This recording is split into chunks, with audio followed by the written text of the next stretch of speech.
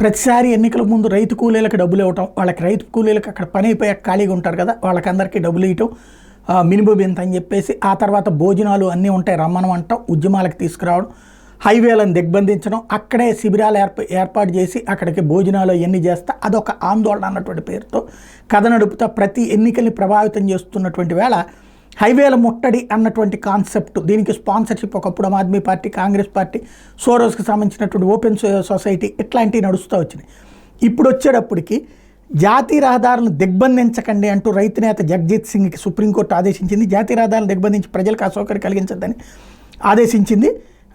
శాంతియుతంగా ప్రదర్శన నిర్వహించుకోమని చెప్పింది. డల్లేవాలా తరపున దాఖలైన హెబియస్ కార్పస్ పిటిషన్ కొట్టేస్తూ న్యాయమూర్తులు జస్టిస్ సూర్యకాంత్, జస్టిస్ ఉజ్జల్ భూయాల ధర్మాసనం ఈ వ్యాఖ్యలు చేసింది. ప్రజాస్వామ్య వ్యవస్థలో శాంతియుతంగా ప్రదర్శన నిర్వహించుకోవచ్చు, కానీ ప్రజలకు అసౌకర్యం కలిగించకూడదు. పంజాబ్ రాష్ట్రానికి కానోరీ సరిహద్దు ఎంత కీలకమో మీ అందరికీ తెలుసు. మీరు చేస్తున్న ఆందోళన సరైందా కాదా అన్న అంశం మీద మేము వ్యాఖ్యానం చేయటం లేదంటూ జగజిత్ సింగ్ న్యాయవాదికి ధర్మాసనం చెప్పింది.